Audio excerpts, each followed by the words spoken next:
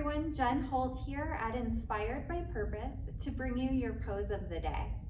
So today's pose is a standing balance pose. It's called Utthita Hasta Pandangustasana, or extended hand to big toe pose. You may want to have some kind of belt or strap. It doesn't have to be a yoga strap. You can get creative to use any rope, strap, belt that you have at home. This can be handy if you're just starting out with a practice. This is a standing balance pose, so we work on our core strength. We work on the lower body strength through the legs, the glutes, the feet, the ankles. We also have opportunity to stretch our arms and our shoulders a little bit, depending on what variation we take. So there's several ways that we can get into this. We'll start in our Tadasana pose, making sure toes and heels are aligned, looking to see if we can stack the shoulders, rolling back and down, shoulders, hips, and ankles are aligned.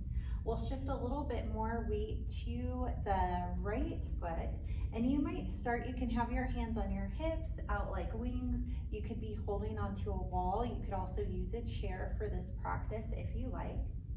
We're gonna start by lifting a knee forward, and it's okay to keep the knee bent, pushing the floor away, standing up nice and tall. This may be where you're at today, and this is great.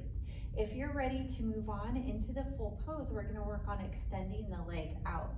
So you can bring your first two fingers, sometimes called our peace fingers, around the big toe, and then we're gonna see if we can extend the heel forward. Now, what you can see here is my shoulder is really coming forward. What we want to try to do here is keep our tall stance.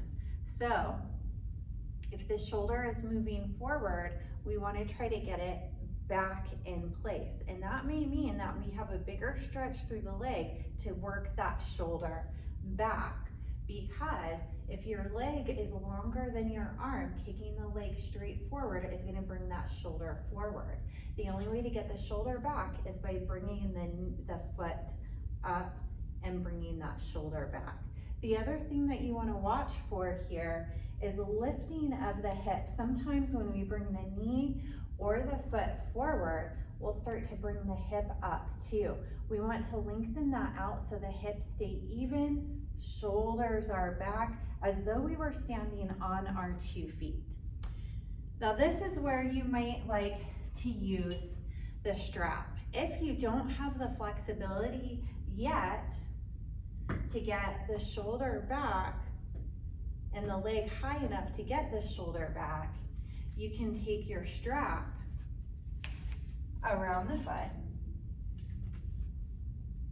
and then you'll hold the strap, either with one or both hands. Flexing toes toward the face, kicking out through the heel, squeeze the abdomen, gazing on one fixed point, shoulder back and down, hips in alignment. This is part 1 of this pose. There are also several other ways that we can play with this pose a little bit. There are different variations here.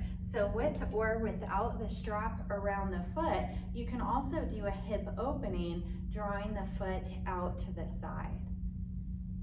And traditionally, the gaze would go over the opposite shoulder. So really working with balance here, squeezing the abdomen in. Now another way that we can work on the pose is by drawing the leg closer up, and we could use the strap here. We could use both hands around the foot, or one hand around the foot. And this would be more traditional in the Ashtanga series to bring the foot up higher, although there are many different lineages and variations in yoga. So it's okay to do things differently. So one day, the foot will start to come up a little bit higher.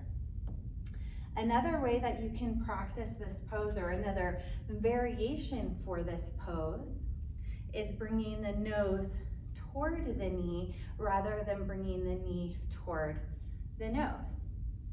And you might hold on with both hands.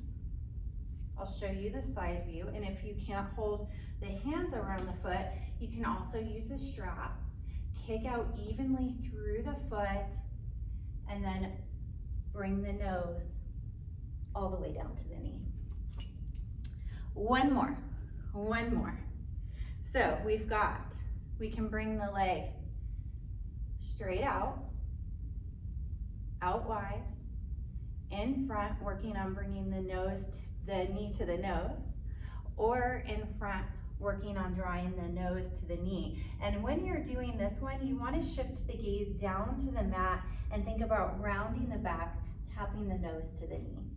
The other variation you can do, last one, hands will go on the hips, we extend the toes forward. So reaching back through the toes. Remember your alignment here. So we want the hips to stay even. Both sides of the body are long, pointing through the toes, lifting the leg as high as you can. Squeeze the abdomen, stand tall. So that was our extended hand to big knee pose. It's a big pose, so feel free to do some warm-ups before this one, get some leg stretches in, and then give it a try. If you have any questions or comments, please leave them for me. I'm happy to answer those. I hope to see you here in center or online very soon. Thanks so much.